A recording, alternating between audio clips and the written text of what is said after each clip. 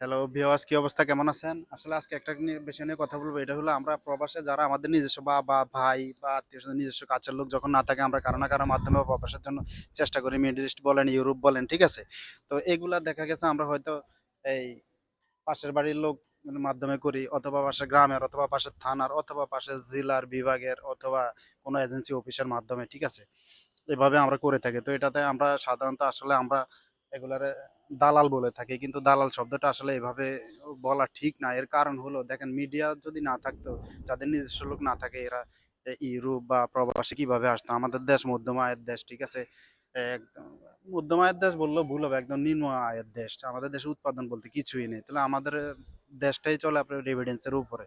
তাহলে আমরা দেখা গেছে প্রবাসে আসতে হলে মিডিয়ার মাধ্যমে আসতে হয়। এখন মিডিয়ার খারাপও আছে, ভালোও আছে। এখন ভালোর সংখ্যা হয়তো কম, খারাপের সংখ্যাই বেশি। কিন্তু তাই বলে কি আমরা থেমে থাকবো নাকি? আমাদের চেষ্টা করতেই হবে কারো না কারো মাধ্যমে। যেকোনোভাবে আমাদের যেকোনো ওয়েতে চেষ্টা করতে হবে প্রবাসের জন্য। সেটা মিডল ইস্ট বলেন, ইউরোপ বলেন। হ্যাঁ? সো ওদেরকে আসলে এভাবে দালাল বলাটা আসলে আমার মনে হয় এটা ঠিক না। কারণ শত খারাপের মাঝে ভালো মানুষগুলাকে এতে করে অপমান করা হয়। ঠিক আছে? তো এই দালাল বলতে কি মিডিয়া, ব্রোকার, ঠিক আছে? তো এইগুলা আসলে এগুলা না হলে আমাদের প্রবাসে আসা হতো না, ঠিক আছে? বিশেষ করে আমার প্রবাসে আসা হতো না এভাবে।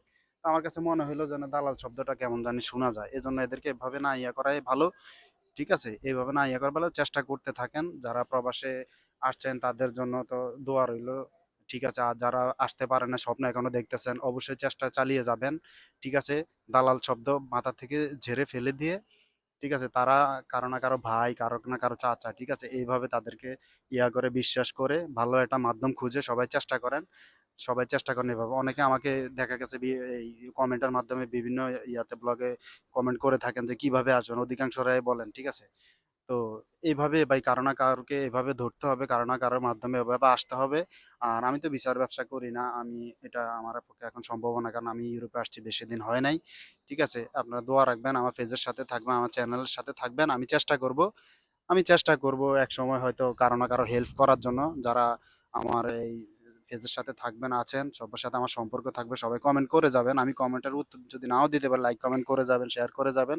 সবাই পেজের সাথে থাকেন। আমি যখন এই কোনো সুবিধা পাবো, যখন বুঝেন তো এক জায়গায় আসলে একটু সময় লাগে স্থির হতে। তো যখন আমি স্থির হব, সুযোগ সুবিধা পাবো, ইনশাআল্লাহ আল্লাহ যদি আমাকে বাঁচিয়ে রাখে, আমি ১০ টা লোকের উপকার করার চেষ্টা করব। ঠিক আছে? সবাই আমার পেজের সাথে থাকবেন, লাইক কমেন্ট শেয়ার করে পাশে থাকবেন। আর দালাল শব্দ আমরা আজকে থেকে ভুলে যাব। দালাল বলতে কোনো শব্দ নাই। এরা আমাদের সহযোগী, এরা আমাদের শুভাকাঙ্ক্ষী। ঠিক আছে? খারাপ থেকে সেফ থাকবেন। ভালো মানুষকে বিশ্বাস করে, ভালো মানুষের সাথে লাইন দিয়ে আস্তে, আস্তে চেষ্টা করেন। ইনশাআল্লাহ ভালো করতে পারবেন। আর যদি থেমে যান, দালাল বলে চুপ হয়ে যান, হ্যাঁ, তাইলে তো আর প্রবাসে আসা হবে না। এই আরকি। কারো না কারো বিশ্বাস করতে হবে। তবে অবশ্যই ভালো মাধ্যম খুঁজে, বিশ্বস্ত মাধ্যম মাধ্যম খুঁজে লাইন দেন, ইনশাআল্লাহ কাজে লাগবে। সো ঠিক আছে, সবাই ভালো থাকবেন, সুস্থ থাকবেন। আজকের মতো আমার ব্লগ এখানেই আসসালামু আলাইকুম ওয়া রাহমাতুল্লাহি ওয়া বারাকাতুহু।